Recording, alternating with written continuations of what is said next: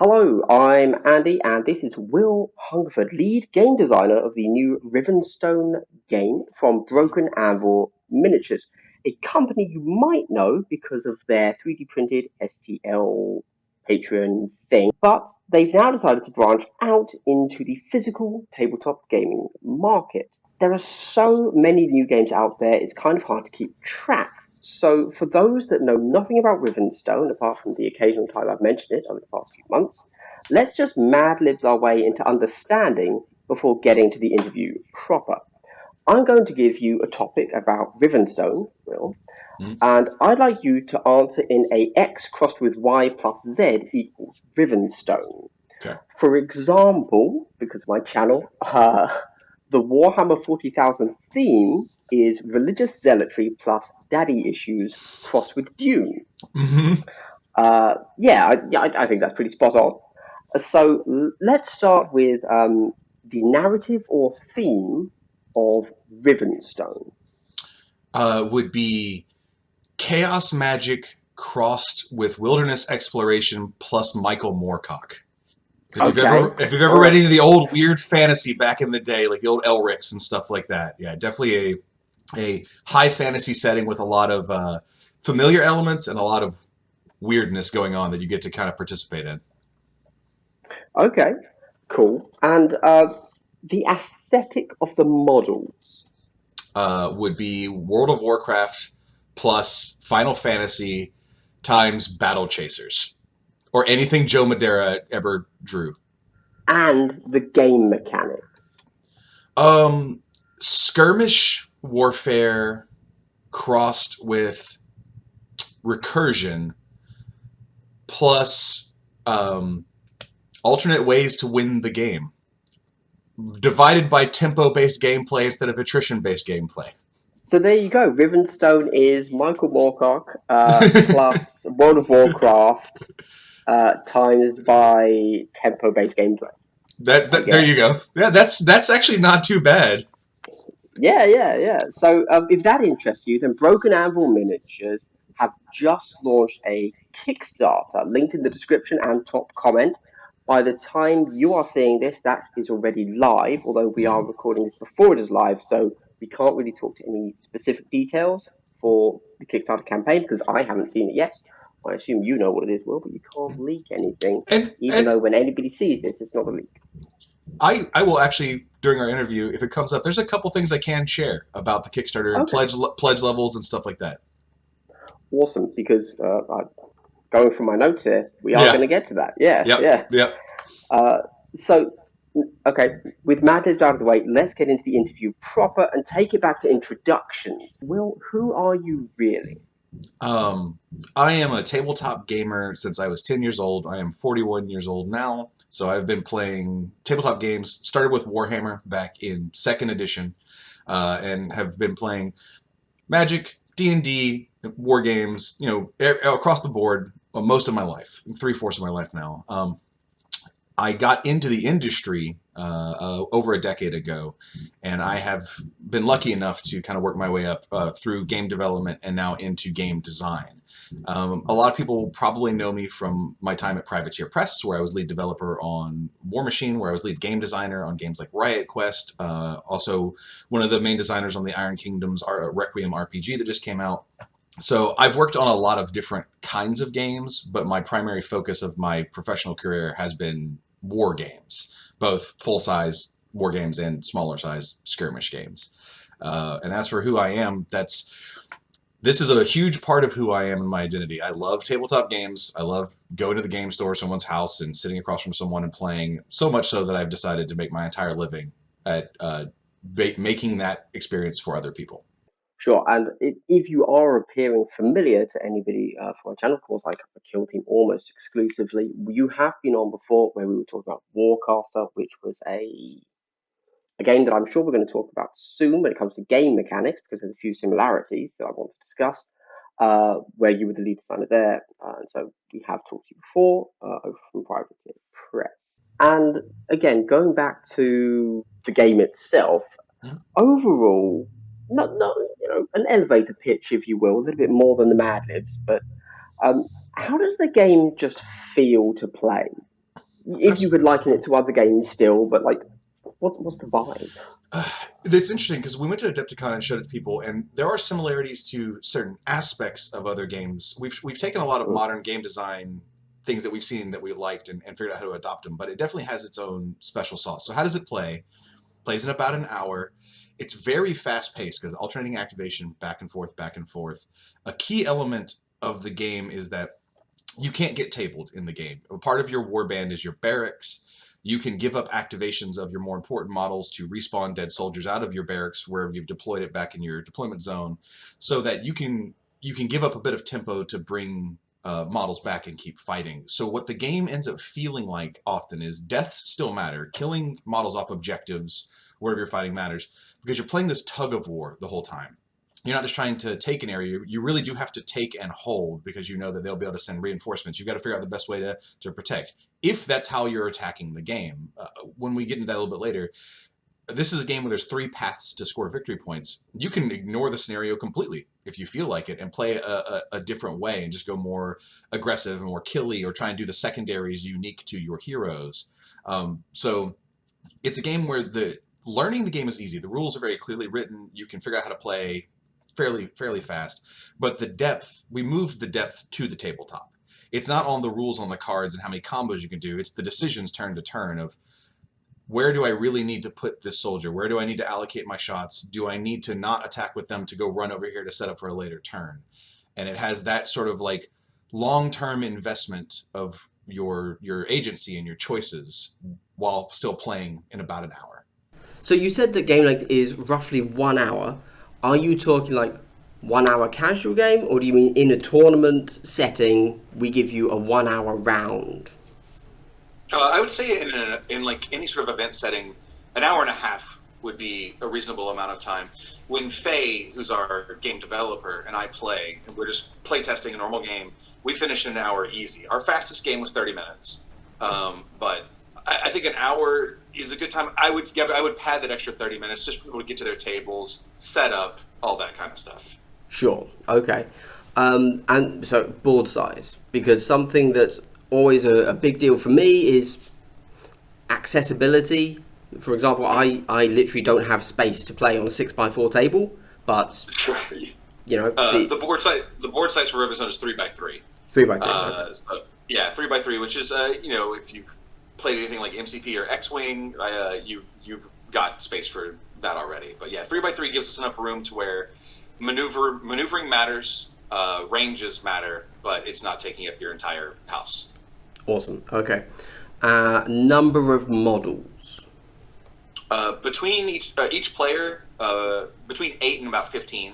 If you want to go more elite, you'd have closer to the 8 range. I think the lowest you can run later down the road will be like 5 or 6 if you're going super elite. Sure. And then the swarmiest list you can run is in that 15, 16 model range. Okay. Is there like a hard cap of it is literally baked into the core rules, you can never have more than X models on the board, or theoretically you could end up with that? It's baked in that you only get so many selections of model types. So you're either playing with 2 heroes, which are always one model, and then 3 follower groups. Every follower group has a muster that says, if it's muster 3, you get 3 of this model when you take this follower group. And when you activate them, you activate 3 of them. So standard size game, 2 heroes, 3 follower groups, and a barracks. Larger size is 3 heroes, 4 follower groups, and a barracks. So it's already baked in that there's limited slots. The only thing that would change that is if we ever start making larger musters of followers of, say, 4 or 5. But even then, there would still be that kind of hard limit. But there's not a rule in the rulebook that says you can't have more than 20 models on the board. Okay. As we're quickly talking about kind of a number of models, also model kind of sizes. I know you've said that like the Oryx, are on 40mm bases and are equivalent to Stormcast, kind of? Yeah, about this. So the size of our game is 35mm heroic. So when you take our models and comparing to other models in the same base size, you'll notice our models are really chunky. We have big, chunky models that are designed that way to be very easy to paint, but still have lots of detail on them. The base sizes we're going to use in the game are 25, 32, 40, 50, 60, and eventually 80. We won't go higher than 80. We won't go lower than 25. but our models fill the bases. When you get an Oryx, like it's on a 40, and it really is, filling up every part of that base. So I think people that like that style of model, if you've played games like MCP before, their models are really big and on that higher end scale. I think they're a little bit higher scale than we are, but we're larger models like that. Okay, yeah, chunky stuff. Cool. Yeah. What about, so obviously, as mentioned, you are going to start this game off with a Kickstarter. Yeah. In the future, is it going to be Kickstarter waves, or is it going to be in-store stuff, or like is there a planned release schedule? Yeah, we will. This Kickstarter is only to get us started, and we are literally kickstarting to properly fund the game. We've got the game mostly done. There's still a little, a digital engineering that needs to be done. The rulebook needs its diagrams and graphic layout, so on and so forth. But the Kickstarter is to determine how many more machines do we need to order? How many models are we going to produce? How many more digital engineers do we need to hire? And then once the game is going, we will be in normal hobby distribution channels into local stores, possibly direct through us as well. But people will be able to get it in the traditional sense. We're not going to keep kickstarting. If we do another Kickstarter, it will be for a completely different game, not for Rivenstone. And obviously, it's very early doors here, but obviously you are a US-based company in Seattle. We're over in we just moved to Renton, Washington, which is like 30 minutes from Seattle. Okay, and so I'm sure you're producing everything in-house with Seocast, which I'm about to ask about, I believe. Yeah. So obviously you're going to be able to cover the States and Canada easily. Is there also going, will I be able to, in the UK or in Europe, be able to pop into my local gaming store and they will also have it on the shelf? Or is it too early to know what's happening there? Or would it be order from somewhere in the US? So it's too early to have specific details to provide, but we've hired a retail staff on specifically to solve this problem of how are we going to get it out to everyone, across the world. We don't want anyone to feel left out. So we hire specialists that come in who have had industry experience specifically in tabletop gaming and sales direct to stores and through distribution. And they're sort of looking into the options and what the way to do this is post the Kickstarter. So it's actively being worked on. Cool. And now let's talk about Seocast, because as someone that I'm really not a hobby guy, so I don't really care. For example, with Privateer Press, I heard a lot of complaints about, like, there was a type of styrene you used, or they used, and they were generally poorly thought of in the community, and I had some of those models. I was like, these are fine for me. I have zero issues with any of these. A few bendy spears, fine. But I know that something that you guys have been pushing a lot is Seocast. Do you want to explain the benefits, exactly what it is, etc., or anything that you think's relevant? Sure. So Seocast is something that we're starting to see appear more and more in the tabletop industry. And you're probably going to see it depending on what games you play. I mean, Games Workshop will always do their own thing, but you're going to start to see it more and more. There's two types of Seocast. There's Seocast and Seocast Hard. We're using Seocast Hard. The material is going to feel like a mix between resin and hard plastic when you get it. So if you're used to using working with either one of those models, you'll be familiar with it. It's a little bit pliable. I don't mean it's bendy, but I mean if you have a model and you take a sword and you bend it, it will just come right back to shape. It's very hard to just snap something off of a Seocast model. One of the benefits is you can produce an incredible amount of miniatures per mold very quickly out of Seocast. So at Adepticon, they had the Seocast team there, and they were doing things. They would take a mold, stick it in, press the button, be like, doot, and pop the mold out with the miniatures in like a minute. So we can produce hundreds, if not thousands, of miniatures a day using Seocast. And it's incredibly environmentally friendly because it comes off on a sprue. We have people on our end that we've hired that you're not going to get a sprue when you get a Rivenstone model. We break all the pieces off of it, and then we put it into a package for you. The sprues get recycled back into the machine and get turned back into new miniatures. So there's basically no waste. So you don't have to worry about any wasted sprues just being thrown out there, and that lets us keep using more and more of the material. I'd say if you're a hobbyist, the only difference you'll probably notice is when you're cleaning the mold lines. It uses a file, so you can file if you want to. But in terms of cleaning mold lines, you just got to put a little bit more oomph into it because it has that little bit of pliability, but it's not much more harder than anything you've probably worked with in the past. But the benefits is mainly that we're able to produce a lot quickly, which helps the cost of the product for the end user, and then also that we're just trying to be environmentally friendly with the entire process. Sure. Because certainly the end of the world is coming because of climate change, so we can hold that back a little bit. That'd be nice. A little bit, yeah. Just because I've heard SeoCast thrown around a bunch by other companies have started to use it. You guys have made a big thing about it, and I've heard about it a bunch, and I had always assumed it was just another type of resin, right? Like styrene or whatever. But it's actually a whole process, isn't it? It's not just this is a material. It is a machine. It is a mold type. It is a material. It's all proprietary by a company in Spain, I think. And so when you say SeoCast, it doesn't mean that you have the same exact material as somebody else that is making SeoCast. Right. Yeah. Yeah, and we have all their proprietary, like their machines and stuff they use. Yeah. Now, our mold makers are in-house, and we have mold makers that have been doing this for 15, 20 years in the industry. So we'll be making the molds in-house and then running the machines in-house, but the equipment and the material is all SeoCast. That's the company. Sure. Yeah. And the good thing is, because it produces stuff so quickly, if we ever need to do a quick batch, like hopefully this helps stock issues. If something goes out of stock, we need to ship out 1,000 Oryx flingers. We can just make that. Yeah. And then it's just, do we have the packaging on hand? Do we have the stat cards on hand? Ship it out. It will help with low stock issues a lot in the future. Okay, awesome. So that's kind of, I think, the generics of, Rivenstone, but also a little bit about Broken Anvil as a whole there. Oh, you know what? I haven't said anything about Broken Anvil.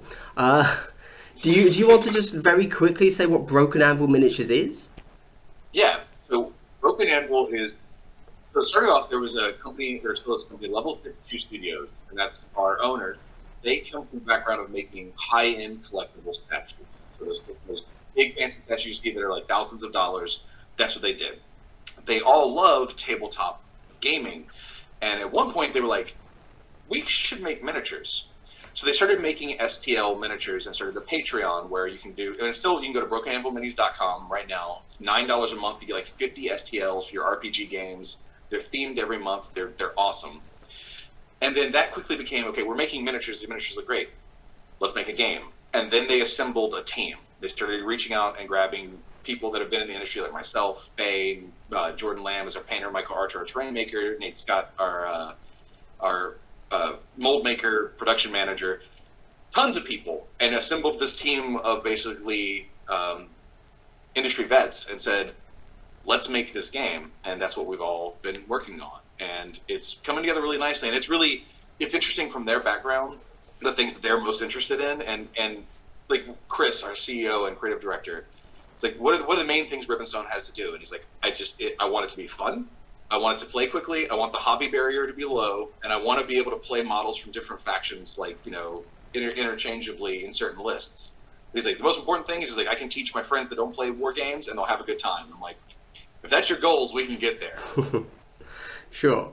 Okay, so now I'm going to break away from my bullet points here to touch on a few things that I'm curious of.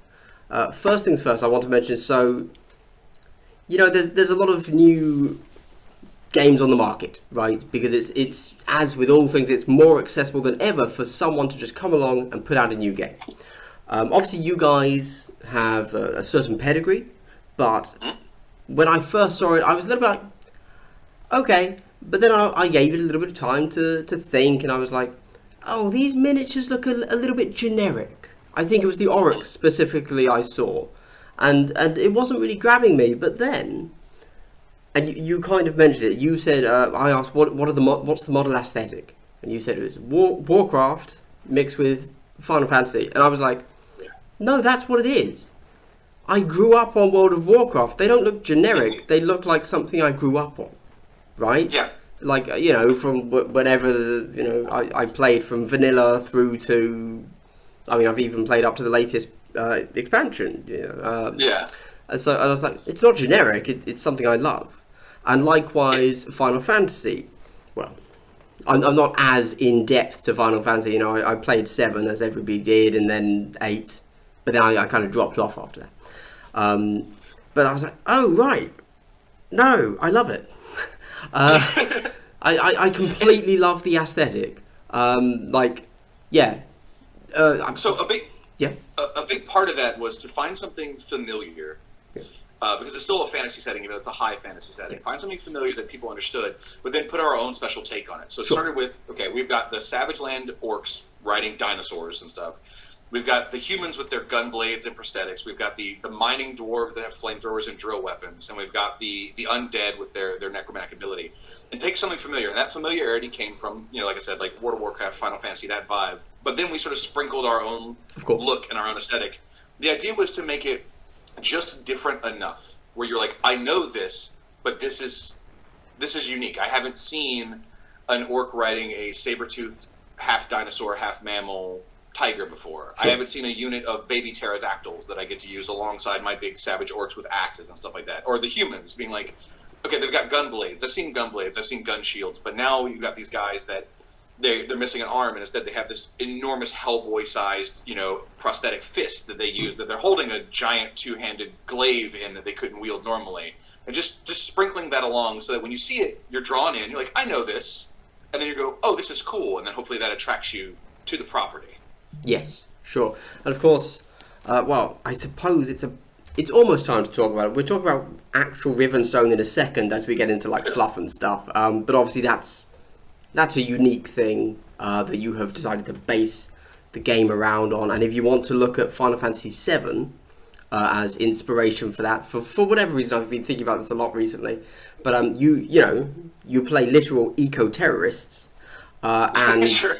And Rivenstone is all about a natural resource that could potentially become a weapon of mass destruction.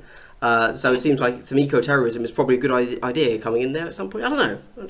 Something I've been thinking of. That's kind of what the orcs do a little bit, but for the right reasons. Of course, always. Yes. Yeah.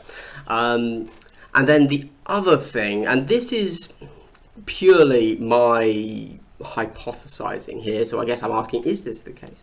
Obviously, so I, backed Warcaster from Privateer Press when that dropped. That was when we spoke a few times.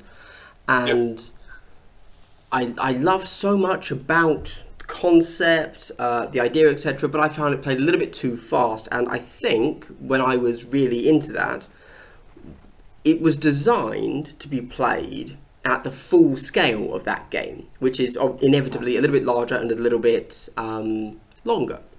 And then that didn't quite jive with me. I don't know why I said the word jive.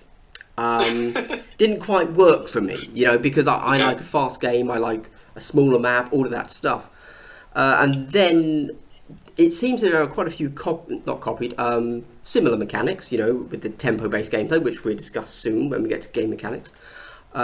Would you say that kind of feedback of, hey, we thought people were going to play the full-size game, but actually everybody loves the skirmish, was that kind of fed into Rivenstone, or was it separate there and it's just me putting those together? I wouldn't say it was that feedback directly. I would say it's so the three. Jason Souls was the lead designer, and then in the dev office you had William Oz Schoonover, myself, and Faye. Oz worked for Broken Anvil for a while and was the first designer on Rivenstone. When he was moving on to the next thing he was doing, I came in as the second designer to finish the game out, and then our developer that came on was Faye. So the three people that made this game were the three people that all worked in that office together at the same time. And I think we all have our own individual tastes and the things we like about game design, and we have our unique differences. But there's a lot of similarities between the three of us. We all work together really well. And I think there's lessons we just learned across the breadth of the games we worked on, as well as other games we play in the industry that we like when we play Marvel Crisis Protocol, when we play Necromunda or Mordheim or anything like Shadespire. Warhammer Underworlds. I still call it Shadespire. I know it's Warhammer Underworlds. But we took the lessons from all of these games, and then specifically, what are the things that we liked about these games, and then what's the one thing we wish we could change if we could redesign a game that wasn't ours, and we made sure that sort of got addressed in Rivenstone to make literally the game we want to play. We've made what we've always wanted to make, and we hope that everyone enjoys it as much as we do. Sure. Okay, fair enough. Well, we'll get back into more of that later. So let's talk about, inevitably, for whatever reason, because of a content creation weirdness, I always want to talk about game mechanics. But I know that doesn't matter. It's irrelevant. It's irrelevant to, like, I think it's literally 60% of people that will buy your models. So let's talk about the narrative, the story, the fluff, all of that good stuff. So, could you talk to the narrative / fluff of Rivenstone? What is it exactly? Yeah, and I have to apologize if anybody's getting that. If anybody's getting that, that's going to be going on for a while. They're doing construction outside my condo, so apologies for any noises you hear in the distance. Sure. Hopefully I can edit it. Who knows? Yeah. So the narrative of the game, and there's a lot of lore. We're not just making a game, we're making a new IP that we're going to go into in graphic novels and all sorts of other cool ways to explore the world of Ven, which takes place. But I'll give you the very quick synopsis. It is a high fantasy world where magic isn't something that's ethereal, that's in the air that you can't see. It grows in these big crystalline deposits called Rivenstone that people can go out and mine. And people use it, every society in recorded history has used it in a lot of different ways. Some people use it for technology, some people use it for fuel, some people use it for traditional magic. They use it as reagents to cast spells. But it's driven every culture. Every culture has evolved because of Rivenstone. There's a calamity that occurs 400 years ago where, due to the meddling of some mages, the world's Rivenstone transmutes from physical rock to storm. It becomes from solid to gaseous. And the Riven Storm crosses over the world for 400 years, raining down wild magic on the planet. Some places are untouched, some places are destroyed, and some places are mutated and evolved in very strange ways. So when you play on the game, you could be playing in a normal area, you could be playing in old ruins, or you could be playing in a bioluminescent sentient forest made of teeth. Whatever weirdness your brain can come up with. We wanted that Star Wars 40K feel of how you could be on any different planet. Well, in Ven, you could be in any different biome because they all exist there. Sure. Anyway, the point the game takes place, the storm has started to finally end, and like magma out of a volcano cooling back down into rock, as the storm ends, the stone is growing again.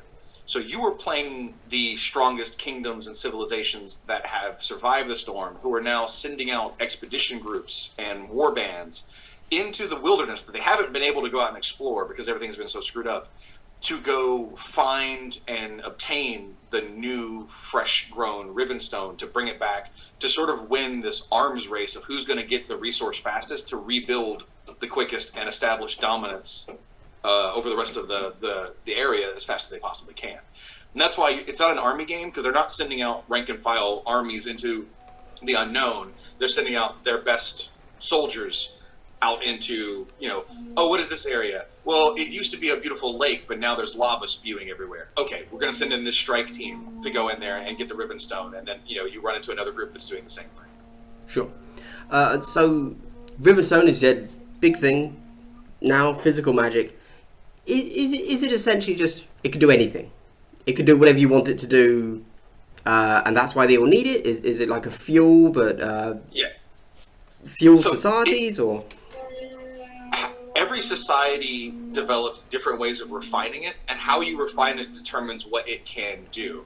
It has limitless potential. It's also insanely dangerous. Like, handling it by itself, it's chaos magic, basically, in rock form. And if you just grab it and start banging it on a tree, God knows what happens. Maybe you explode, maybe you disintegrate, maybe you become stronger, maybe you evaporate. Who knows? But the societies have learned different ways to take this stuff carefully and refine it and use it in different ways. Like, the dwarves use it for fuel often. They also like to trade it.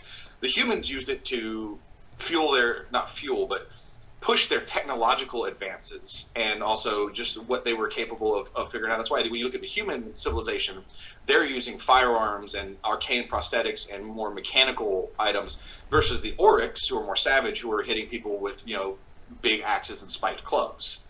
It's all a matter of how you've decided to use it in your society. So it's technically capable of everything, but no one has figured out how to make it do everything at once. Okay, fair enough. Now, so that's the kind of the overall theme. We'll talk about the specific factions in a moment, but again, sticking to just the idea of theme and narrative and fluff, is it going to be a progressive story that is told with each wave gives you a new...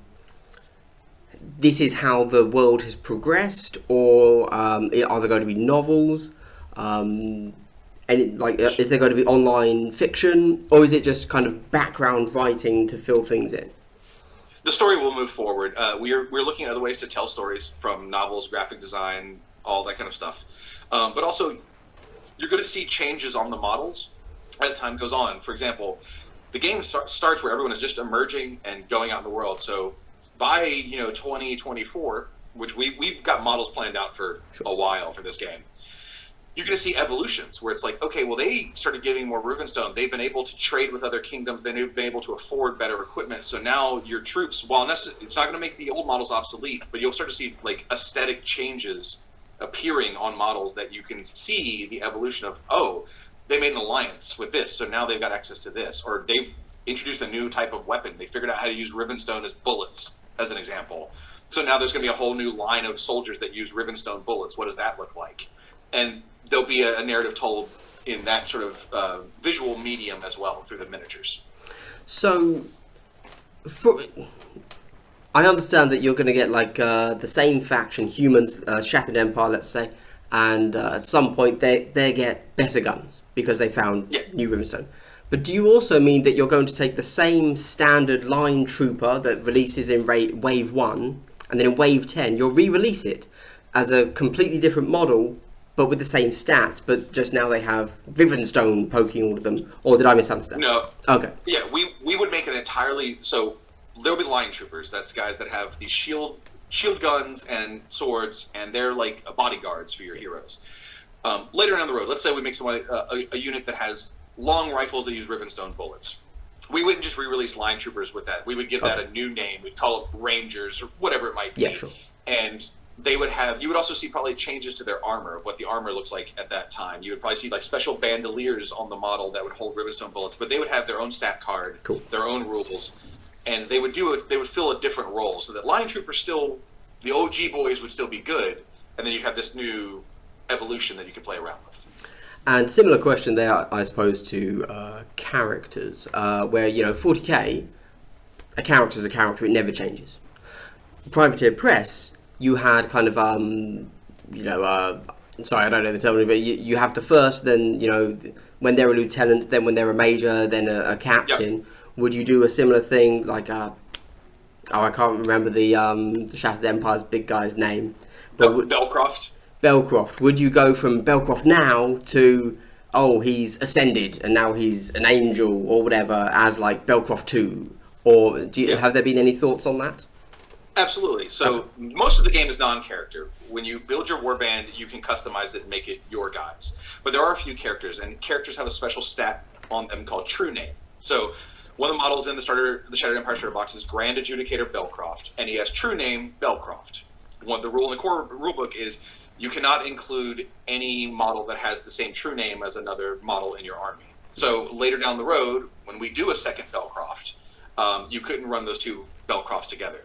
But the Shard Knight, who is a generic hero that's wearing the same armor style as him, you can have as many Shard Knights as you have slots in your army. Those aren't characters, so go nuts with those. And characters aren't more powerful than non-characters. They're different. They offer different opportunities. And so there's no real game advantage for taking a character to a non-character. It's just a way for us... This is a very narrative top-down design game, and allows us to fit, fluff and story into the models that you're playing. Sure. Okay.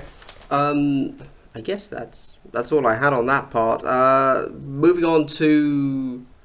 I kind of have 3 bullet points here that are all kind of the same. It's So you, as you've already said, you're creating a new world, a new. Let's not say a new IP, a new world, right? It's a world, and you just kind of hinted at it a little bit there, but yeah, I'd be really curious. Obviously, I assume at some point it starts from a perspective of World of Warcraft and Final Fantasy are cool, let's make a tabletop game of it. So it's super abstract. I like these things. Let's make them these things. But where exactly does game design and narrative fuse, if you see what I mean? So is it game design led or narrative led? And we all know that, for example, for 40k, it's very, for Games Workshop, it's very common. They make a model, and then they say, right, we're going to make this model for this faction, give it rules, give it fluff, make it work. How's that process for you guys? We are narrative led. We are top down design. It is very important that when you put a model on the table, it feels like it's doing what you think that model does. Sure. When you see this big hulking brute, you expect it to not be some tactical commander or incredibly like fast or dexterous. So it's not like we go, okay, we need to make a super fast, agile character, and someone's like, oh, let's make an orc that runs really fast. That's kind of backwards. Instead, it would be, this is what we're doing, this is the story we're telling, and the game is very narrative driven in all the scenarios and the event decks that you play. So it's already telling a narrative every time you sit down and play. So we had to make sure everything fits. So what we sort of do is, here's the narrative, here's the models we want to make, here's where we want to go. Then, as the lead game designer, I'm involved in sort of both sides of it. What is the narrative we're doing? And then how can I make that into rules that fit this model, but also complement the faction in a interesting way so that it's providing something brand new and it's providing something that is maybe filling a hole that a weakness the army needed, or just providing some new strength to build upon. And that's the tricky part, is going, okay, we already know the anchor that we're trying to lock onto, so now we have to create this, and then how do we marry them in a way that as a player you're like, I like this, I want to add this to my army, it's engaging to me. And that's the part that's like part creative and part game design, doing the math and making it work. So to make sure I understand. So it's not, hey, our designer's made a cool model, put it in the game. And it's not, this faction is lacking this key role. So no. Game modelers go and make it. It's, we've moved the timeline forwards 50 years.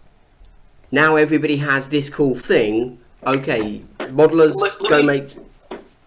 Let me give you a concrete example. So sure. In the first expansion of new models that come out post-Kickstarter, we wanted to add in the allied races that belong to all the various factions but aren't the dwarves, they aren't the humans, they aren't the orcs. So for the undead, for the risen, it's demons. For the oryx, it's the troll gore, which are big troll ogre-looking things.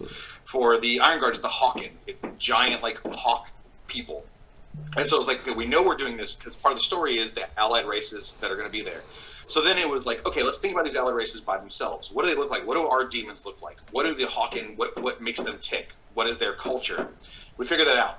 Then it's like, okay, who would they send to battle? So then we come up with a bunch of different ideas of the type of soldiers you would see on the battlefield. Then we figure out, okay, which of those are going to make good models? Which of those are going to fit with what we're already doing? Cool. Let's concept these out. Once we find the concepts we want, we go, okay, now we're going to make these into models.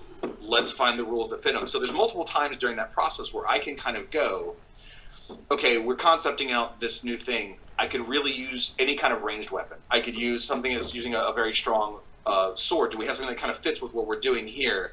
And it's kind of doing a check at all the different stages. And then eventually when it comes down to, okay, blank page, let me write the rules, I've had input along the way to make sure that we're kind of getting what we need, but it matches what we originally wanted to start with, where it's like step one is we're making demons. Step two, what are demons?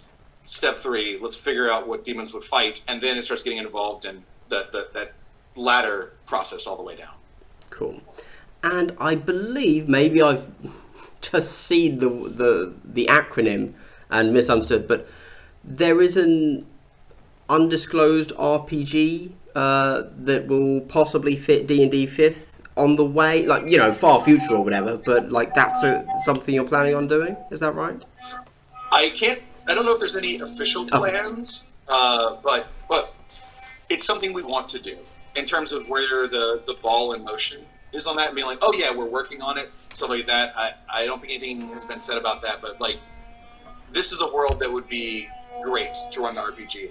Sure. So I would be shocked if it doesn't happen in like the next couple of years. Yeah. But I can't say like, oh yeah, mid 2023 it's going to happen. I can tell you like design and development on an RPG hasn't started yet because everything's so focused on Rivenstone and then a few other games that we're working on at the moment.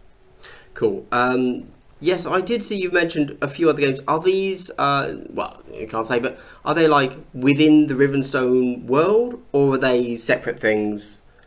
Separate things. Okay, Yeah, cool. We've got a couple of things that we're working on, like board game, card games, some other stuff. Our main hobby game, so that we can keep everything focused, is going to be Rivenstone.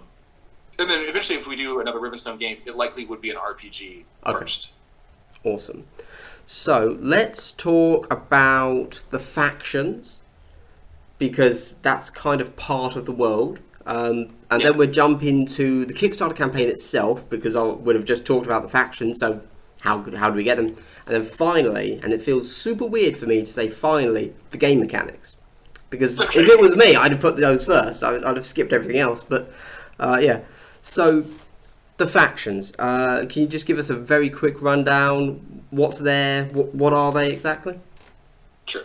So there's 4 main factions at launch, and then a soft launch of a 5th faction. Shattered Empire. They're the humans. They are the ones that are their previous enormous empire got destroyed during the Rivenstorm. They're trying to rebuild it and find the lost pockets of humanity and civilization out there and get them back into the fold.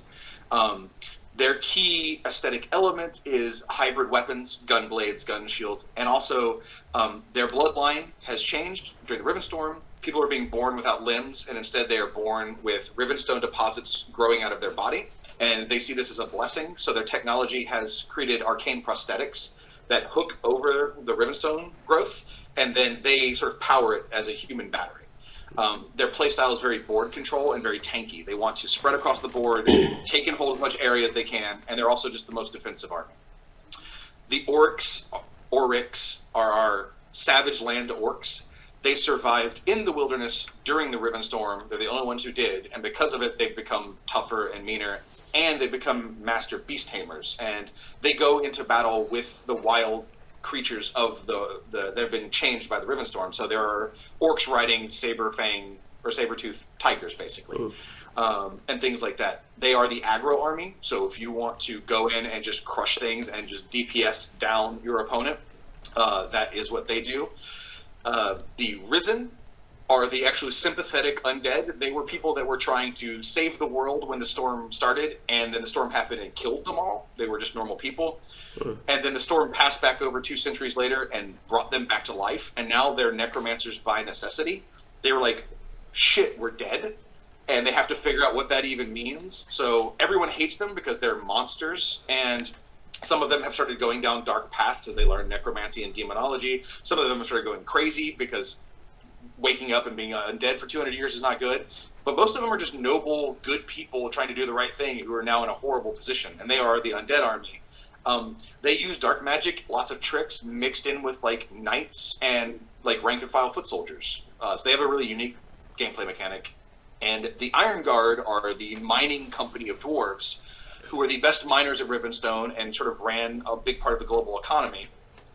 And so when the storm happened, they hid in their mountain, and none of their technology advanced. So they come back out with the old mining tech they've always used. They go to war with drill fists and flamethrowers and flare guns and stuff like that. And basically, they see all these people scrambling out to get Rivenstone, and they're like, no, everyone's going to screw this up. We lay claim to the world's Rivenstone. We're going to go mine it all. We'll sell it back to you at a fair profit. And if anyone gets in our way, we can negotiate at the end of this drill.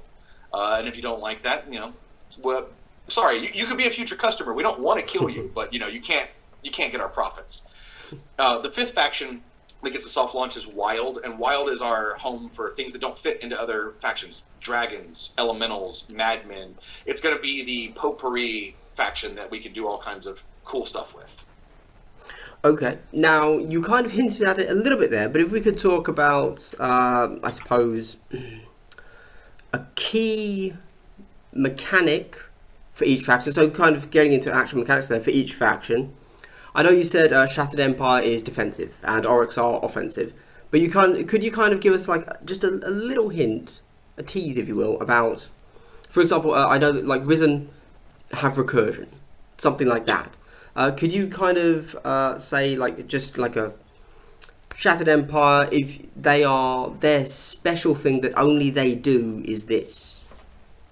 Sure. So Shattered Empire typically get a defensive dice or defensive bonuses by being near key elements of the board that you already want to be around, like objectives and Rivenstone deposits.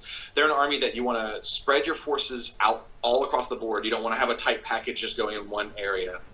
And you want to post everyone up at key points and then sort of say, we're here, it's on you to move me off of this now. And so sort of allocating your models in the right spaces and then holding them there is really... And they also are one of the only armies that have abilities like Bodyguard, where a model, one of your line troopers, somebody hits your hero and your line trooper can jump in the way and get hit. So they have their own defensive innate properties, and then they have defensive synergies within themselves.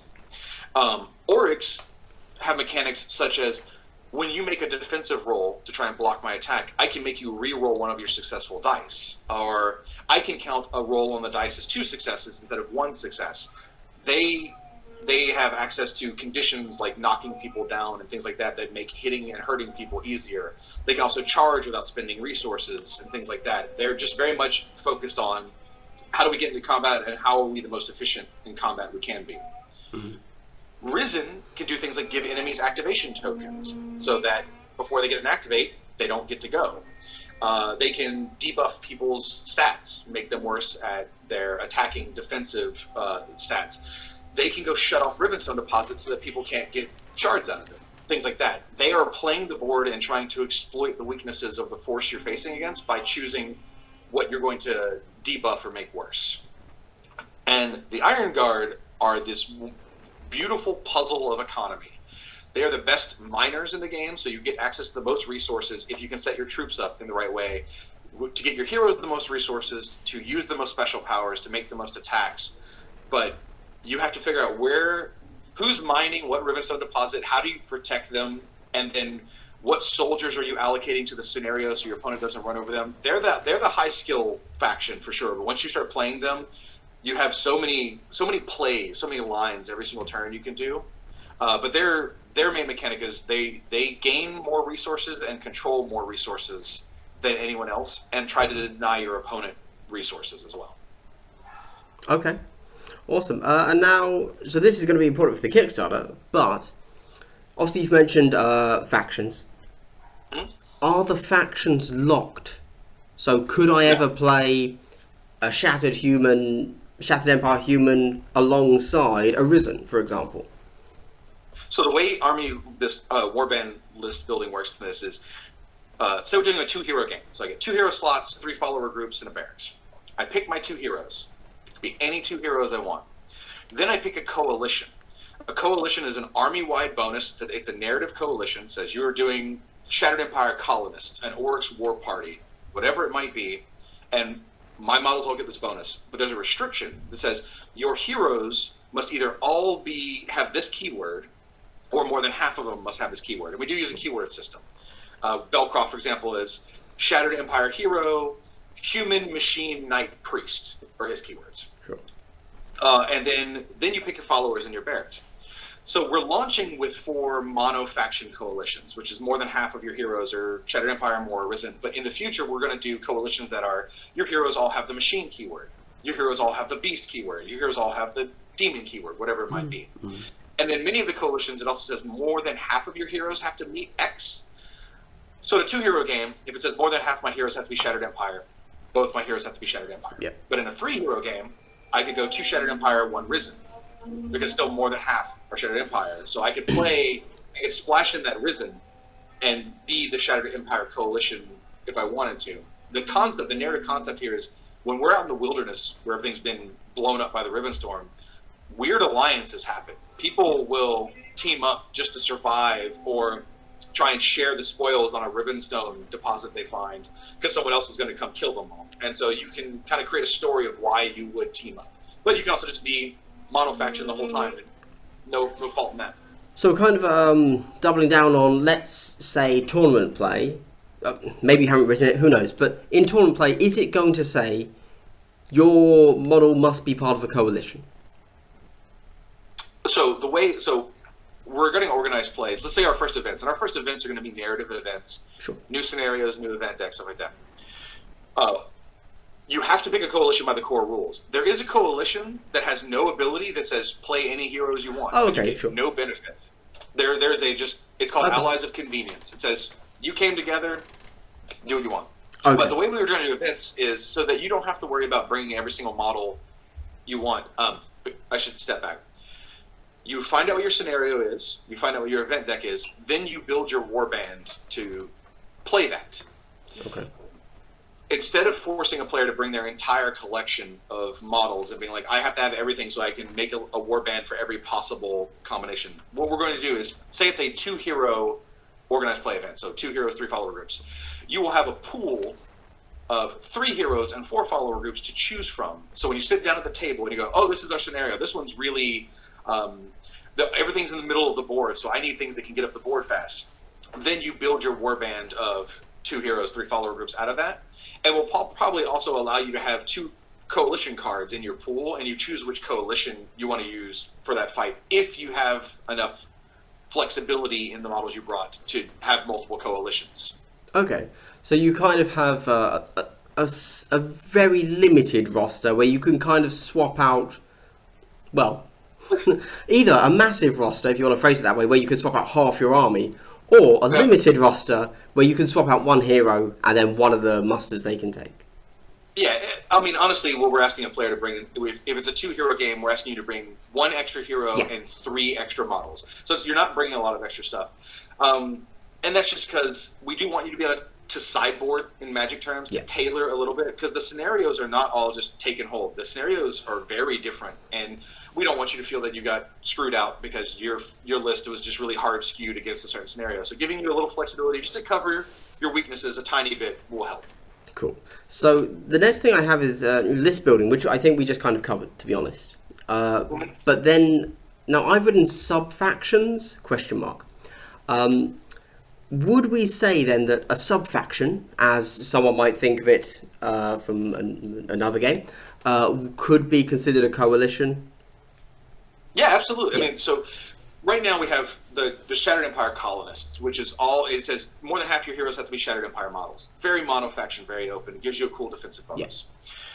Down the road, let's say we want to do one that says all of your heroes must be Shattered Empire knights, and you can only have knight models in your army. We could totally do that because of the keyword system. We could, again, do coalitions that spread across multiple factions. If we want to do one called, Soldiers of Fortune, and it was, you can only have models in your warband that have the soldier keyword. So we can do sub-factions within the main factions, and then sub-factions across the factions. All that matters is at the end of the day that we have enough models that make interesting armies. So if we do a beast, which we're going to do a beast coalition in the future, we have to make sure we have enough beast models that you can run this like all animalistic army. And we're going to do a machine coalition in the future, and we have to make sure there's enough machine models to be able to do that. So as long as your army makes sense when you put it on the board, even though it's split across multiple factions.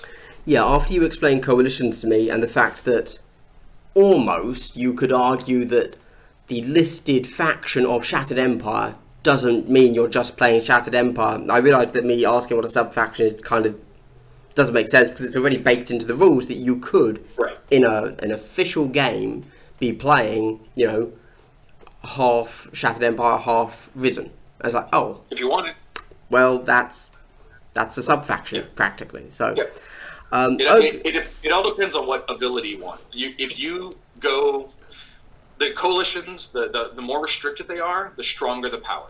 Sure. So you were trading flexibility in army construction for power of just that one rule it gives you.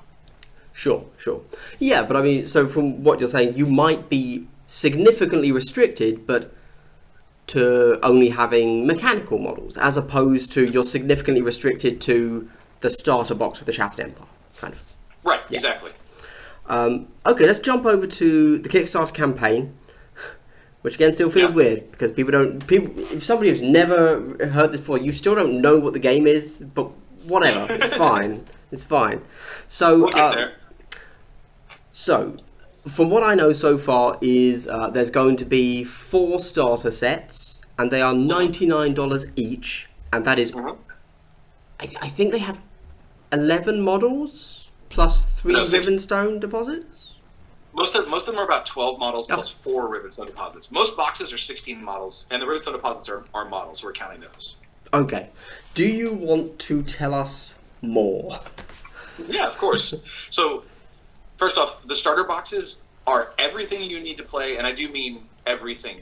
Obviously, rulebook, tokens, dice, all that, the normal stuff. But the standard size game is, there's 2 heroes, 3 followers, like I mentioned, or 3 heroes, 4 followers. That's the 2 sizes of game. Every starter box is a 2 hero, 3 follower, 1 barracks collection of models. So this isn't a starter that you open, you play a couple demo games, you get a feel for it, and you need to buy more to go to your local store and play in an event. This is out of the box, ready to go. You could go play an event as soon as you put it together. So it's a complete package. And then there'll be the starters for the 4 main factions.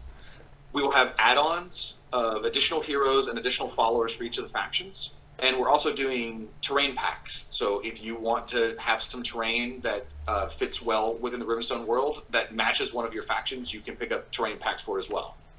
But I think the key point is, when someone's like, what do I need to really start playing Rivenstone? There's an event in 2 weeks. I want to go to it. How much do I need to buy? You just go 1 box. Sure. If you want to tweak from there, you can, but this is all you need.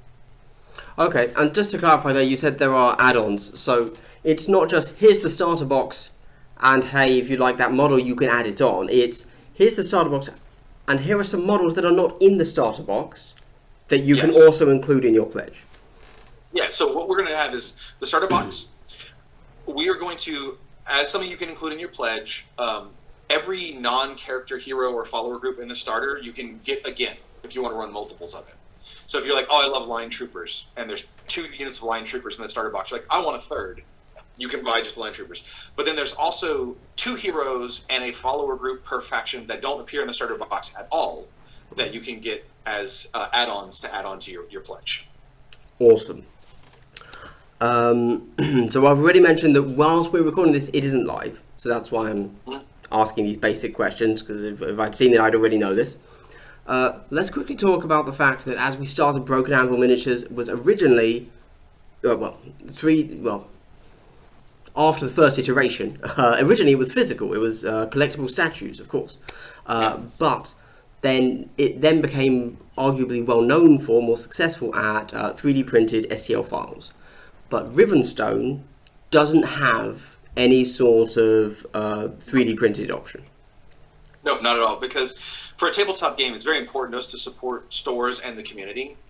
And I don't think we're at the point as an industry right now where a fully STL game that's only available as STLs would get any traction in retail stores or local. I mean, maybe some clubs for sure in people's homes, but like most stores aren't at a point where they can have 3D printers set up on their counter and go, okay, come to my local store, give the store $100, they print out my army for me, right? So they need something they can sell. And we understand that like stores, clubs, and people getting together flesh and blood, face to face, is what makes a game work.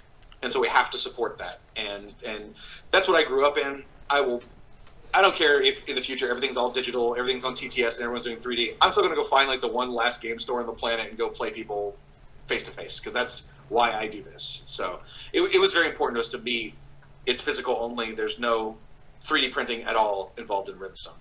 Sure. I mean, it's an entire podcast episode if you want to talk about the benefits of why does one play a game, and inevitably it's usually social interaction. And then at the same time, kind of what's the best game to play? The game that you can actually play. And how do you make it... Yeah, exactly. Yeah. And how do you actually make it a game you can actually play? Well, people have to play it.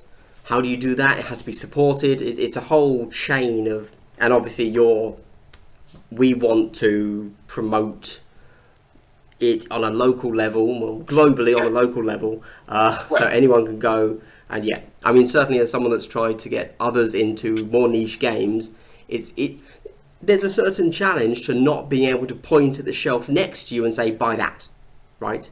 Right. Like, yeah, absolutely. Gamers traditionally have terrible impulse control. So if you can play a game and then point at the wall and say, that's what you need to play this again, you're going to make some sales. If you can't, if they have to go home and think on it, it's like, well, that's not a guaranteed sale. So yeah, cool. Sounds awesome. Half of the games I've started playing in the last year have either been my friends showed it to me or I got them playing it. Like, started playing Aeronautica Imperialis, and that was because I was like, I want to paint tiny planes. Went, bought it, played it. It's like, oh, this is fun. Now there's 6 of us playing it. Yeah. And then, somebody comes back with Relic Blade a few years back, and they're like, try out Relic Blade. And I'm like, oh, this is cool. And then, 20 of us are playing it. Like, so that's just how it goes. For sure. Yeah. Is there anything else we need to know about the Kickstarter campaign? Like how long it's running, Yep. pledge levels, anything like that? Yeah, absolutely. So there's a few key things I want to hit on. So it starts on the 26th, runs for 30 days. Yeah. There's going to be a retailer pledge level. So if your local retailer wants to get involved, we have a support level for them. Then the main levels are just get a starter, which is $99. Get 2 starters, and there's a discount. So that if you and a buddy want to get into the game, or you want to get 2 for yourself, you can do the 2 starter one. Then there's all in a faction pledge level, which is that you are getting the Shattered Empire starter box and every add-on for Shattered Empire. And then there is the everything. That is one of every SKU in the Kickstarter. There's going to be various stretch goals that will get added, but there's an early bird special. One of the add-ons is terrain packs. You get a variety of terrain that we've made that's all done in COCast for the game. Within the first 48 hours, if you pledge on any level, you will get a terrain pack for free that matches the starter boxes you choose to get. So if you're thinking about getting in that first 40 hours, if you do the 2 starter pledge level and you go, I pick Shattered Empire and Oryx, then you're getting a Shattered Empire and Oryx terrain pack added in for free. You don't have to buy those SKUs separately unless you just wanted multiples of it. And then stretch goals, which you got a lot of cool stuff coming, like custom neoprene mats, alternate sculpts of models, free models that get added to starters for people that pledge. There's a lot of cool stuff to look forward to. For sure. And I'm sure we can talk about specifics of all the stretch goals, etc. later once we see them being unlocked. So that's awesome. Yeah. Is there anything? So it's lasting for 30 days. There's a 48-hour early bird. Yeah. Yeah. Cool. I'm not even going to ask if there's like a threshold to hit the goal. I know it will. So. Yeah. I'm sure you're going to blow past that within the first 2 seconds or whatever. I hope so. I would love to see that happen. It's hard to know. We put a new game out. It's scary. I will say that on our website, rivenstonegame.com, we set up a thing for people to sign up for a newsletter. Yes. It's just the newsletter tells you when the Kickstarter goes out, and if you sign up for the newsletter and you pledge, we give you a free mystery gift separate from the early bird. Now, this is signing up for an email. We know that 1 out of every 5 people interested in the game would go sign up to receive emails like this. Most people don't want emails. We know that. And we're at 1,600 people signed up on the newsletter. So that, to me, bodes well. For me, a personal success, if this game gets 3,000 or 4,000 backers, that's a success. Because regardless of how much money that makes, that is a decent community to start building from. And that's my personal goal, is that we hit 3K backers and go from there. Sure. And I guess the final thing there then, so we've said that... I completely blank. Excellent. Yeah, no. Completely gone. Alright, good. It's gone? All right. Yeah, no. Okay, so now that we've covered all of that, let's talk about the actual game. Yeah, let's get there. I guess, yeah. So we're running a smidge long, so this might be a little bit rapid fire, but say what you need to say to make people know that it's the game they want to play. Obviously, don't let me talk over you. So, and real fast before we get into it, because we're going to try and lightning round this. Sure. If you want to go see more, we have a tutorial battle report on YouTube that we just put up. It's on Broken Anvil's Minis YouTube channel. And then also if you go to rivenstonegame.com, there's a blog series that goes in depth into various rules. So if you want a deeper look at anything we don't cover here, go check out that tutorial battle report or the website, and you can read into what's going on. Yes. And I suppose on that note, are you planning to do like regular streams or? Yes. Yeah. Cool. Okay. Yeah. Right. Let's start with what is the overall objective of Rivenstone? Okay, so when you play the game, the scenario tells you how many rounds you played for, and at the end of that many rounds, whoever scored the most victory points wins the game. There are 3 ways to score victory points, and you kind of choose how you want to get there. One, you can play the scenario. Every scenario gives victory points if you do X, Y, or Z each round. Maybe it's take and hold, maybe it's interact with a thing, whatever it is. You can play the scenario, score points. Every hero is worth a number of victory points when they die. More powerful heroes are worth more, so you can try and kill enemy heroes, taking them off the board to score points off of them. You also have to protect your own. And then third, every hero has a secondary built into their rules that says this is how this hero scores points that is unique to them. So when you're choosing your heroes, you're also choosing one of your paths to victory. So how do you win? How do you play Rivenstone? You choose what your strategy is. Am I going to try and do some combo of these 3? Am I going to just focus really hard on one? And then you try to have the most victory points at the end of the game. Okay, cool. Just quickly step back. I should have asked this first. Kind of mad libs again. If we had to say the mechanics of the game are X crossed with Y, what would that pitch be? I realise that's a tough one. Yeah, it's a tough one because it pulls a lot from a lot of modern games. Like it's got a lot of special sauce with it. I think people will see similarities to.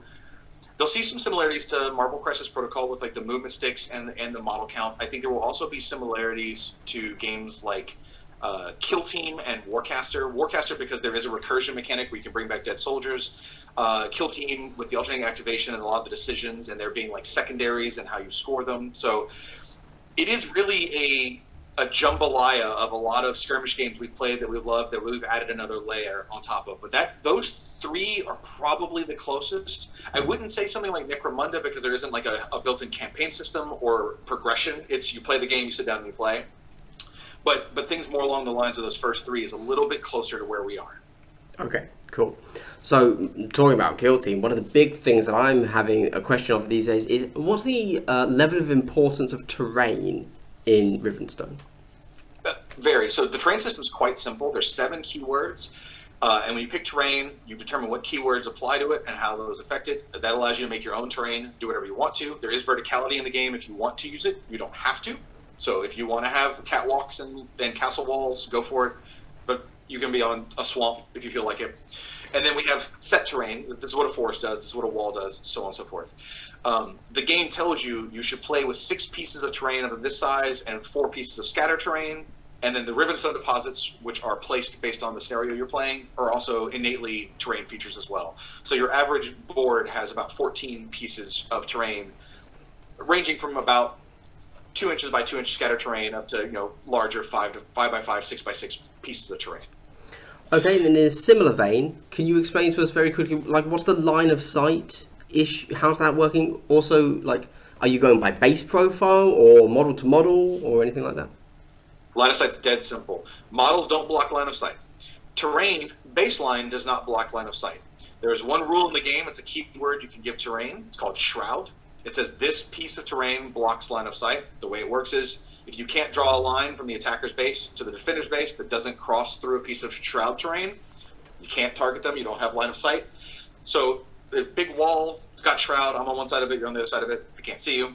However, there are rules such as traversable and hindrance, which say you can get on a piece of terrain. You can walk into it. I can walk into woods. Woods have Shroud, but I can go into a castle wall. It blocks on sight, but I can get on top of it. If you are in a piece of Shroud granting terrain, you can see out of it and you can be seen. So when I step into the forest, it still blocks line of sight on either side, but I can see through and you can see me. That's how line of sight works in a nutshell. Awesome. Tell me about the measuring widgets and movement. Yeah, so there are 6 measurement tools. They come down to 1 inch, 2 inch, 3 inch, 6 inch, 9 inch, and 12 inch. You could play this game with a tape measure if you wanted to. We just made it very simple. When you measure something, there's no completely within measurements. It's simply, I put the stick down to the base of the model I'm measuring from. Is the thing I'm measuring to, does any part of the stick touch it? And the way movement works is you put the stick down, touching the base of your model, or hover above if you can't get down.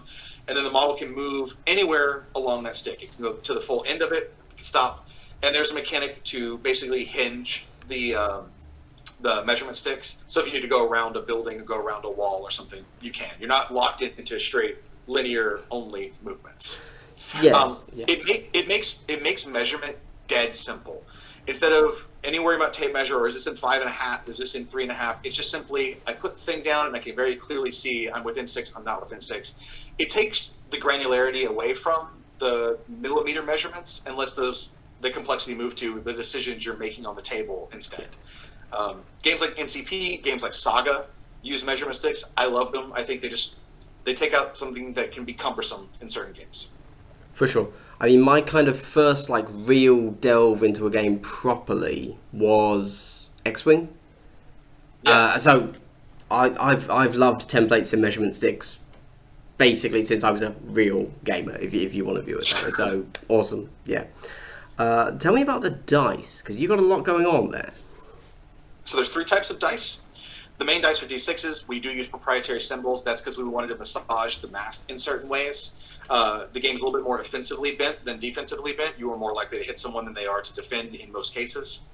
So you roll D6s. There are symbols. Anytime you do anything, you're making a test. And so, for example, fists count as successes in attacks. Shields count as successes in defense rolls. Wild counts as success always. So on and so forth. We also have a D10 attacker die. Every time you attack, you roll the D10 die. And the symbol on that indicates a supplemental effect you get. For example, push, which says if you hit them, you also get to push the model that you hit. Or crit, you do more damage. Or misfire, your ranged attack misses no matter what the results of your D10 die were. So this is a way for us to take rules off of cards and just know that every model is capable of doing some very basic effects on this D10 die. And then there is the shard die, the D12 die. This is one of the main mechanics of the game. I'm going to take a little second here to go over this, which is at the end of each player's alternating activation. So we step back. You play a scenario. Scenario says we play for 3 rounds, or 4 rounds, whatever it is. And then we have an event deck that is a narrative global effect that's going on, and any event deck works with any scenario. The event deck also has the round counter, and it says the round ends when the counter hits X. So let's say it's 6.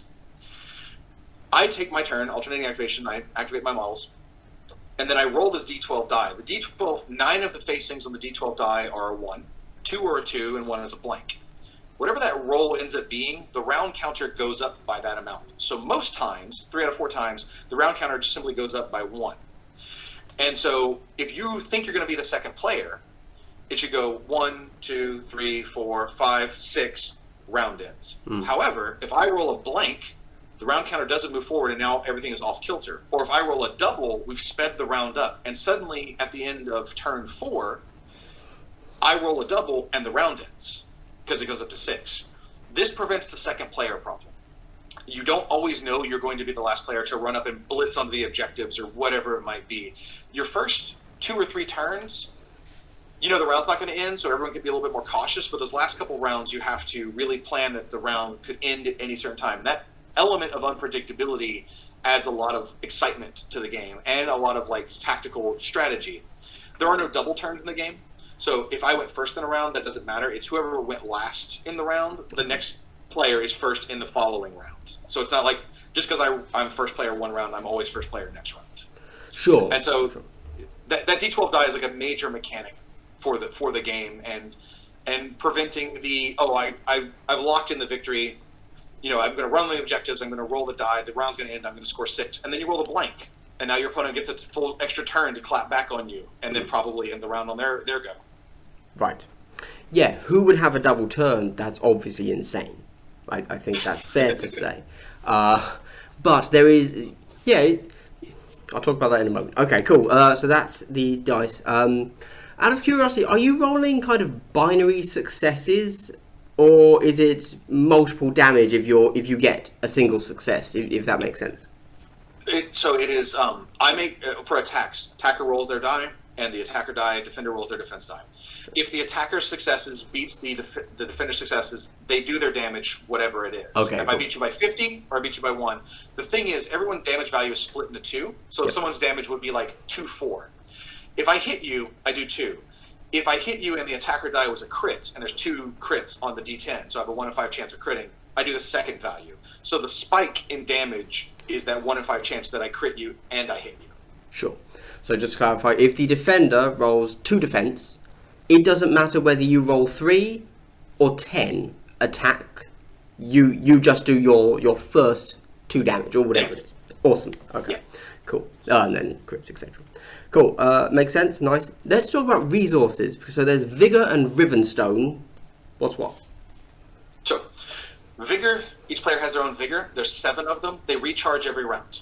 One of the facings on the die is the focus symbol, which does not count as a success unless under certain situations, such as the defender being at extreme range or so on. But whenever you roll the dice, before you roll, you may burn one of your 7 Vigor to count that symbol as a success for that roll for all of your dice. It allows you to, put a little bit more importance on that hit roll or that interact roll, whatever it might be. Charging, where you combine a move and an attack, costs you a Vigor. Running through difficult terrain costs you a Vigor. Taking cover behind a building to get an extra dice when you're being shot at costs a Vigor. Some models' abilities cost a Vigor. So you have this limited resource of 7 that is primarily used to alter your dice that you have to manage round to round. Sure. The most powerful abilities on models are unlocked by Rivenstone. The model has to consume X number of Rivenstone shards to use it. And you start with no Rivenstone. Your models have to go up to the Rivenstone deposits that are on the map. The scenario dictates where they are, and you must mine it and make interaction rolls to gain shards, to gain this resource. This is a resource that you are gaining and spending and gaining and spending to do things like buy additional attacks, unlock powerful magic abilities, and whatever it may be. So Vigor is your consistent resource, and Rivenstone shards are the one that you have to plan around. You can try and deny your opponent by killing their models as they're walking up to go mine Rivenstone and so on. So it's a war game with a resource gathering mechanic baked in, where you have to decide, is this soldier going to go fight on the objective, or do I need to tell him to go over here and mine Rivenstone so that my hero has some shards to go do X, Y, or Z? And both resources are a shared pool. If a soldier goes over here and mines a Rivenstone, it just goes into a shared pool of my army. Any model in my army can spend it. And just to clarify, because obviously the name of the game is Rivenstone, but the more a Rivenstone shard isn't a victory point, is it? It's just a resource you can spend, and you do have to be near a Rivenstone node, which might happen to be an objective that gives you a point, but they're not actually connected. Nope, they are 2 separate things you're trying to manage at the same time. Awesome, cool. So that's the resources, nice. Now we've mentioned this a little bit before. Heroes have a quest. Yeah. Which now is this a way of picking a secondary? Yes. But it's tied to a hero? It's tied to the hero. When you choose the hero, you're choosing a few different things. The game has no point values when you build your warband. You just pick your models. Pick any heroes you want. Your heroes have favored followers that says keywords. You can only include followers in your warband that have keywords that match the favorite follower of your hero. So your heroes are unlocking what followers you're even allowed to take. We talked about how you can score victory points off of killing heroes. More powerful heroes are worth more victory points. So the balance isn't in army points to build your list. The balance is, I have this very powerful hero that is clearly a better model than this hero, but they are worth 4 victory points when they die, and that one is worth 1 victory point when they die. And every hero has a secondary. Some secondaries are harder, some are easier, that says when they do X, Y, or Z, like an Oryx model might be when it kills 2 enemies in 1 turn, score a victory point. Whereas a human one might be if you control a specific area of the board at the end of the round and there's no enemies nearby, score victory points. Whatever it is, you're building your strategy, and that's another balance aspect. Some very powerful heroes have very difficult to score secondaries and are worth more victory points when they die, whereas some heroes are worth less when they die. They're not very powerful heroes on the board, but their secondary is pretty consistent. You can chip away 1 VP here, there, and so on and so forth. We have to talk about turn order, because otherwise the game doesn't quite make sense yet, alternating activations, etc. But very quickly, because we're talking about heroes and how they can die and give VP, I suppose we have to talk about barracks, etc. Yeah. When it is your turn, you get 2 maneuvers. A hero maneuver, a follower maneuver, or a barracks maneuver, and you can't do 2 of the same during your turn. If you do a hero maneuver, you activate a hero, they go do things. If you do a follower maneuver, you pick one of your follower cards. They have a muster stat, a number, and that says how many models of that follower you get to activate. So if I do line troopers, which are muster 3, I activate 3 line troopers, they go do their thing. Or you can take a barracks maneuver, and your barracks lets you respawn dead heroes and followers. Every barracks is its own model, and they've all got different rules. Some of them allow you to deep strike the people that you respawn across the board. Some allow you to move the barracks, like the dwarf one is a big drill, and you can actually move the barracks, then spawn people. So as you play the game, your barracks can keep moving forward and get into a better position. But you get 2 maneuvers, and then your opponent takes 2 maneuvers. So your traditional turn will be, I activate a hero, I activate some followers, go. Then you go and you activate a hero, you activate some followers. But then you kill a bunch of my followers. So then my turn might be, I activate a hero, I activate my barracks to respawn guys, go. And then you go, activate followers and heroes, or I kill one of your heroes. So you go activate followers, activate my barracks to respawn a hero, go. You're giving up an entire activation of a group to take a barracks activation, but that means you're never out of the game. And that's why it's tempo based, because the barracks typically are very far back. They're on your deployment zone. So when you're fighting over, say, the middle of the board or near your enemy side of the board, and I kill that model, and you have to spend an entire activation to respawn them, and you're respawning them back near their barracks, it's a huge tempo swing in my direction. Sure. Okay. And then what can a model do? Is it like almost phase based? So I activate this muster, and there's 3 models. I move each one, and then I attack with each one, or is it each model individual? Are there multiple actions they can take, etc.?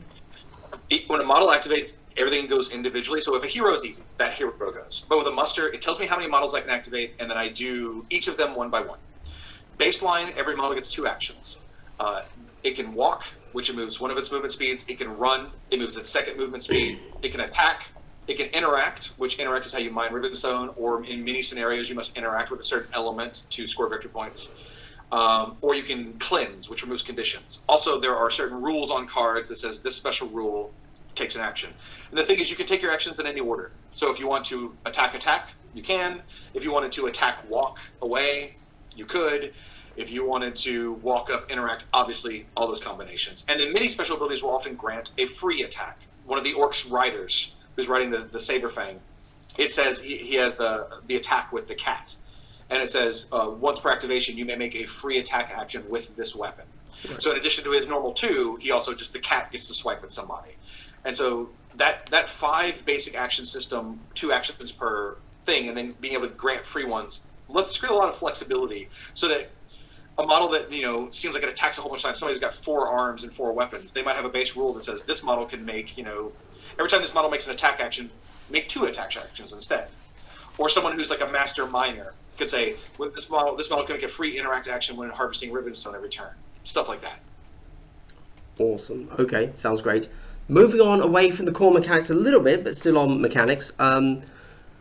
Thoughts on kind of tournament support, whether it's global, local, grand championships, invitationals. Do you know what you're doing there? I know you mentioned narrative as your first few, but any other thoughts? We do. We are not launching with tournament support. We are going to do event support, organized play support, and it's going to be narrative get together. There'll be prizes, have a good time. But the game is written clearly enough and balanced well enough that it could be played in the tournament, but that's not our focus. We're not starting off as a competitive. That's not where we want to hit the ground running. Oh, this is a competitive game. Go. No. We want you to come in, all skill levels, have a good time. Awesome. And we know that the community will make their own tournament packets if they want to play that game that way. But that is not a primary focus for us day one. Okay, yep, makes total sense. Are the rules free online, paid only in physical? Any thoughts there? Our plan is when the game launches to put the rules online for free. The cards and the rule book. So people with the Kickstarter will probably get their physical rules a little earlier, but then everything will be available to everyone. Okay, fair enough. Do you know when those rules are going live? Is it like upon delivery of the Kickstarter, or is it just Kickstarter's up, here's the rules? It will probably be closer to the delivery, mainly because all the stat cards and everything is done, but our rule book still has a lot of graphic design it needs, diagrams and stuff that we're going to spend the Kickstarter time to polish up. Okay. Possibly. I recently started digging around in Infinity, which has an amazing online army builder, etc. Have you had any thoughts about army builders for that, but now that I've heard how you build an army, I really don't think it needs it. But any thoughts there, like an app for the rules or anything? We don't have. We're not playing on it right now because of what we just said. Like building a list is as simple as 2 heroes, coalition, followers, go. You don't really need an army builder for that. No, for sure. Fair enough. Have you had thoughts about like rules updates, rollouts? Oh yeah, with the rules being online digitally, we'll definitely have an errata doc. We'll update the rule book and the cards digitally as we need to, and then hopefully send out replacement cards if we do make changes to a physical card. But we're trying our hardest to not have to do that. To have it to be errata. That would be great if we don't have to, but we have a plan to make sure everybody gets up-to-date rules. Probably within the first couple months of launch. Sure. Okay, and final thing, have you had any thoughts about TTS support? Yes. Tabletop simulator, for anyone that doesn't know. Yeah. Nothing set in stone yet, but I know that we have people internally that are looking into the possibility of having like an official mod or some way for people to play digitally. But not enough details on that to really share anything. Okay. But it's something that we're thinking about. We're done. Woo! Oh my gosh. There you go. That for anyone that doesn't know, made it to the end, this was supposed to be like an hour tops. But we had a few technical issues at the beginning. And but I want to get through all of the questions, yeah. How long did we go? Hour and a half. That's not too bad. Okay. Yeah. No, it's not the end of the world. So, with that said, do you have anything that you think we missed? Anything you think people need to know? Or yeah, sure. The main stuff I would say is the game has a lot of depth. There's a lot of rules that we didn't have the time to cover. And again, if you go to either watch the tutorial battle report on YouTube or go to rivenstonegame.com and click on the blog links, there's a lot we could really talk about. And I think you can get that information at your own pace there. And then by the time this is live, please go look us up on Kickstarter. We would love to have you come check it out. If nothing else, come see the cool models we're making and the cool game we're making. And I hope it interests you in your play groups.